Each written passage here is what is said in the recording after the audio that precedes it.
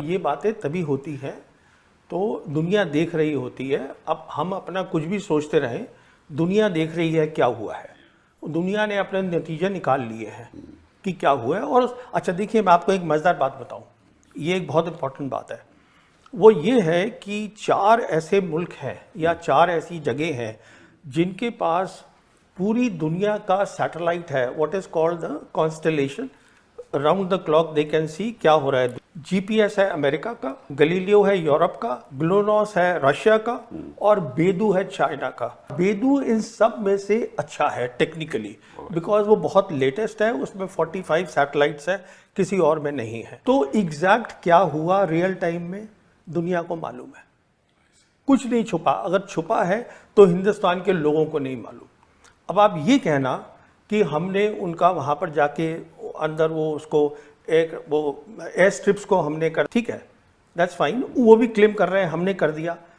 Key thing was the air war, आपने वो शुरू करी जंग, पर देखिए आगे क्या हुआ। लेसन दोनों सीख चुके हैं, आपने उसको पॉज किया है अभी ऑपरेशन को, प्राइम मिनिस्टर ने। इसका मतलब ये है कि पॉज का है कि अब दोनों को अपनी जो लिमिटेशंस है उसकी तैयारी करनी है। पाकिस्तान जल्दी से कर लेगा क्योंकि चीन उसको सब कुछ देगा। वो अब रिपोर्ट आ रही है कि वो आधे पैसे पे देगा, मैं कहता हूँ वो फ्री देगा, वो कोई पैसे नहीं लेगा, उससे हम घूमते रहेंगे। पहली बात तो ये है। दूसरी बात क्या है, आपने ये न्यू नॉर्मल जो क्रिएट करा है वो इतना डेंजरस है कि जो वॉर का थ्रेशोल्ड है वो बिल्कुल नीचे आ गया है। क्योंकि अब आप क्या कह रहे हैं न्यू नॉर्मल के अंदर कि आप मिसाइल फायर कर सकते हैं एक दूसरे के अंदर। सवाल ये है कि अगर आप कुछ भी करेंगे एक्ट ऑफ वॉर, देखिए अब आप एक्ट ऑफ वॉर की बात कर रहे हैं, 2019 में क्या हुआ था। 2019 में जब हमने ऑपरेशन किया था बालाकोट का, अगले दिन उन्होंने ऑपरेशन स्विफ्ट रिटॉर्ट किया, मिलिट्री टारगेट्स करे। हमारी एयरफोर्स ने बोला publicly that this was an act of war, कुछ किया कुछ नहीं। तो ये कहने और करने में फर्क होता है। ये जो हुआ है इससे हमारी एयरफोर्स की लिमिटेशंस एक्सपोज हो गई हैं, इसमें पॉज है, डेंजरसली लो थ्रेशोल्ड आ गया है। और मैं समझता हूँ जॉन सी भी whichever side gets ready first they will lift the pause. देखिए आपको जंग 2 जगह लड़नी होगी। जो पाकिस्तान है वो पाकिस्तान अकेला नहीं है। It is what I have been calling for so many years, this is a one front reinforced war. China उसके साथ खड़ा है, सिर्फ हाथ नहीं दिखा रहा है। एक तो ये हो गया आपका। दूसरी जंग आपकी होगी कश्मीर के अंदर। जहाँ तक उनका ताल्लुक है, चाइना का ताल्लुक है, वो ये इंश्योर करेंगे जो आपकी एयरफोर्स है वो तकसीम रहेगी, पर वो कुछ करेंगे नहीं, वो सिर्फ अपनी एक्टिविटी जो है वो बढ़ा देंगे, लड़ाई नहीं लड़ेंगे आपके साथ, वो आपको अपने लेवल का समझते ही नहीं है। और सब ये इससे एक और बात निकली, अब पूरी जो दुनिया है, अब हम कह रहे हैं कि साहब हम हाइफनेट हो गए हैं, हिंदुस्तान पाकिस्तान, आप खुद ही तो करते रहते हैं सारा टाइम। परमाणु शक्ति को इतनी अहमियत नहीं देनी चाहिए मैं समझता हूँ, क्योंकि कोई इतनी जल्दी न्यूक्लियर वेपन्स यूज़ नहीं करेगा। Conventional capabilities matter. जो जंग होती है कन्वेंशनल कैपेबिलिटीज़ मैटर, और उसमें वो दुनिया ने देख लिया है कि हमारे वो कॉम्पिटिटर हैं, वो हमसे कम बिल्कुल नहीं। एक काउंटर टेररिज्म स्ट्रैटेजी नाम की कोई चीज़ नहीं होती मेरी सोच में। सॉरी, मैं बताता हूँ क्यों। 35 साल जब ये प्रॉब्लम शुरू हुई थी, ये प्रॉब्लम क्यों चलती रही है, क्योंकि हमारे पास कभी credible conventional war fighting capabilities थी ही नहीं। मिसाल के तौर पर चीन ईस्ट लद्दाख में बैठा है, हम क्या उसको बाहर फेंक सकते हैं? नहीं फेंक सकते। जब पाकिस्तान को लगता ही नहीं है कि आपके पास लड़ाई की काबिलियत है तो वो क्या करेगा? और काउंटर टेरर तो आप अपने एरिया में कर रहे हैं ना, यहाँ पे फेंस लगा के आप करते रहिए, 35 साल और करते रहिए। नहीं हो रहा है। मैं यही आपसे अर्ज करना चाहता था। उन्होंने अपना डिफेंस बजट 20% बढ़ा दिया है, चीन उनके साथ है, पाकिस्तान कहीं नहीं जा रहा। ये जब मैं पैदा हुआ था तभी से सुन रहा था कि पाकिस्तान जो है वो टूटने वाला है। पाकिस्तान मेरे हिसाब से आज जियोपॉलिटिकल प्रोफाइल पाकिस्तान का बढ़ गया है। मेरे हिसाब से आज चीन साउथ एशिया पे छा गया है। अगर वो छा गया है, उनका इस्लामिक पार्टनर इसमें पाकिस्तान है। पाकिस्तान है जो कि अरब और मुस्लिम कंट्रीज़ के साथ बहुत कुछ कर सकता है। मैं ये बात बिल्कुल मानता हूँ और पाकिस्तानी भी मानते हैं। उनकी गवर्नेंस में प्रॉब्लम है, there is no doubt about it.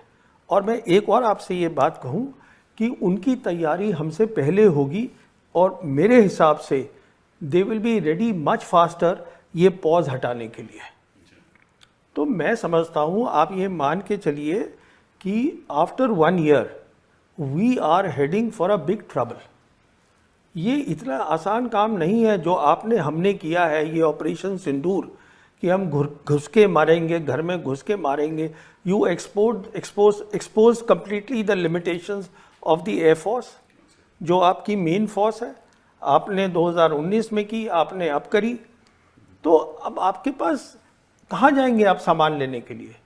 वो जल्दी से तैयारी करेगा, वो पाकिस्तान कहीं नहीं जा रहा है। मेन बात बहुत सीधी सी है, we need peace, peace for development, peace for deterrence building, peace for war fighting capability. आज पाकिस्तान का प्राइम मिनिस्टर 2 बार बोल चुका है कि आप सीज फायर की बात करिए और हमसे 3 मसलों पे बात करिए, Kashmir, water and the third they are talking of is what is the third one, they are talking of 3 things कि उस पे हम बैठ के बात, trade they want to talk. China का अभी vice foreign minister Sun Weidong was here in Delhi, he met up with the foreign secretary Misri, they से कि आप डायरेक्ट फ्लाइट शुरू करिएगा। अच्छा, अभी देखिए, जो आपको ये शायद मालूम होगा, आपको तो मालूम ही होगा, Sergey Lavrov was suppose here, उसने अपना कैंसिल कर दिया है आना, क्योंकि हमारे प्राइम मिनिस्टर और foreign minister they are going to G7, वो वहाँ चले गए हैं। अब क्यों आ रहे थे Sergei Lavrov? We need Sergei Lavrov, we need Sergei Lavrov because not only हमें S-400 चाहिए, हमें S-500 चाहिए। पूछिए क्यों? वो इसलिए चाहिए क्योंकि चाइना हाइपरसोनिक मिसाइल्स देगा पाकिस्तान को, जिसको हम बोलते हैं DF-17 with the hypersonic glide vehicles, they will give it to them. उसका हमारे पास कोई हल नहीं है। वो आप देख लीजिए क्या हो रहा है ईरान और इजराइल के बीच में।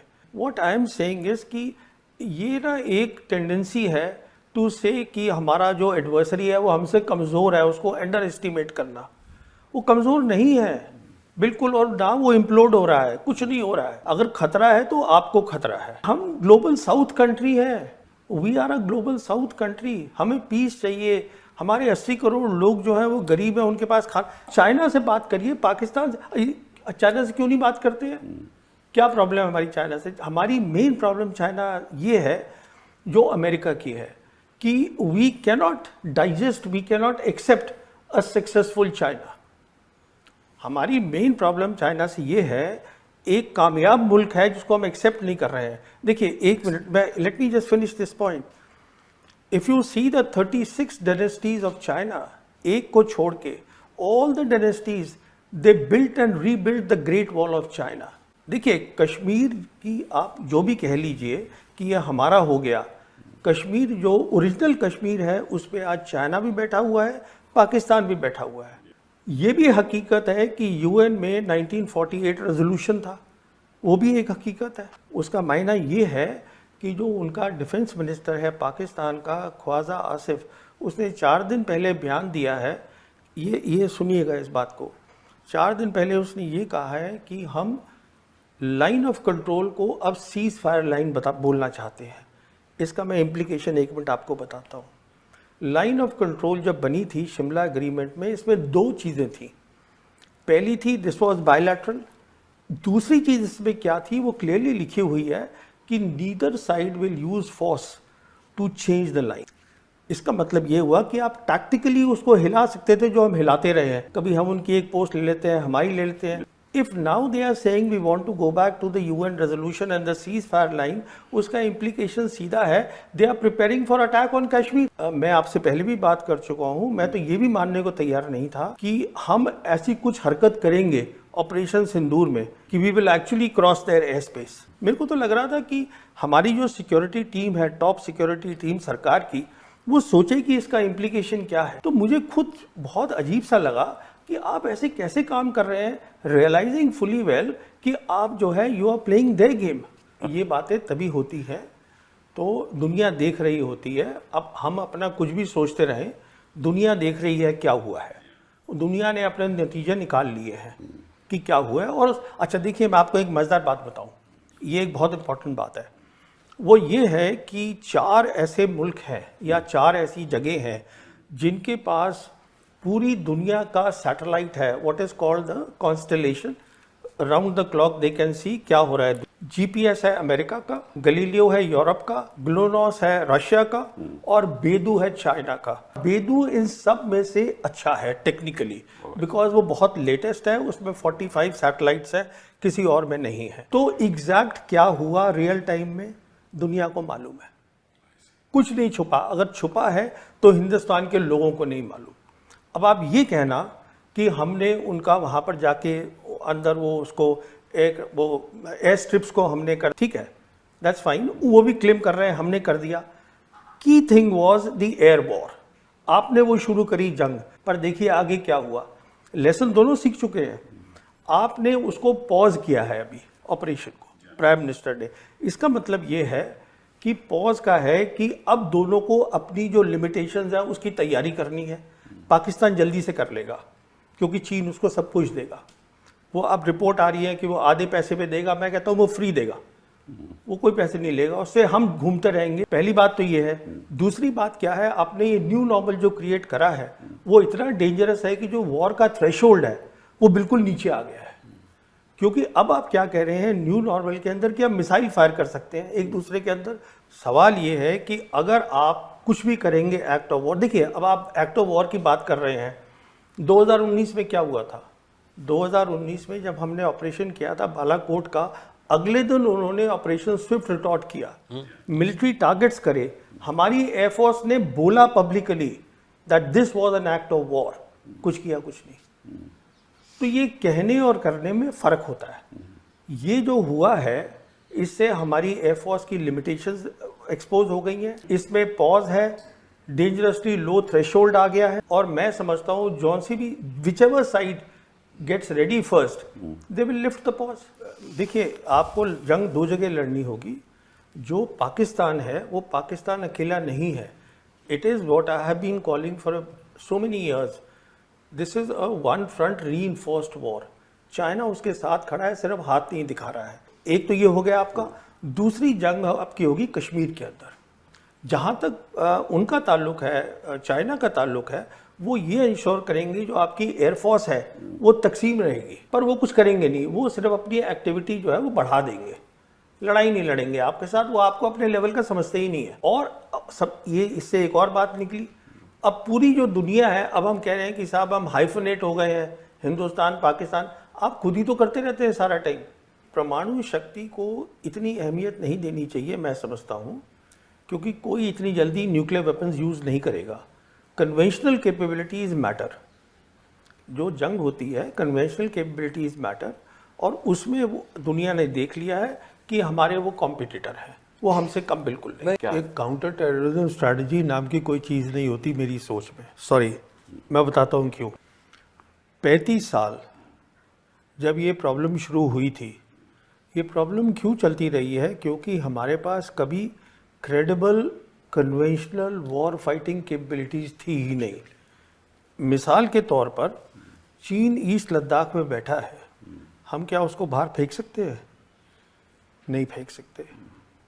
जब पाकिस्तान को लगता ही नहीं है कि आपके पास लड़ाई की काबिलियत है, तो वो क्या करेगा? और काउंटर टेरर तो आप अपने एरिया में कर रहे हैं ना, यहाँ पे फेंस लगा के आप करते रहिए, 35 साल और करते रहिए। नहीं हो रहा है। मैं यही आपसे अर्ज करना चाहता था। उन्होंने अपना डिफेंस बजट 20% बढ़ा दिया है, चीन उनके साथ है, पाकिस्तान कहीं नहीं जा रहा। ये जब मैं पैदा हुआ था तभी से सुन रहा था कि पाकिस्तान जो है वो टूटने वाला है। पाकिस्तान मेरे हिसाब से आज जियो पॉलिटिकल प्रोफाइल पाकिस्तान का बढ़ गया है। मेरे हिसाब से आज चीन साउथ एशिया पे छा गया है। अगर वो छा गया है, उनका इस्लामिक पार्टनर इसमें पाकिस्तान है।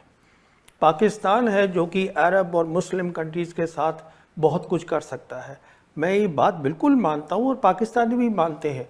उनकी गवर्नेंस में प्रॉब्लम है, there is no doubt about it. और मैं एक और आपसे ये बात कहूँ कि उनकी तैयारी हमसे पहले होगी और मेरे हिसाब से they will be ready much faster ये पॉज हटाने के लिए। तो मैं समझता हूँ आप ये मान के चलिए कि after 1 year we are heading for a big trouble.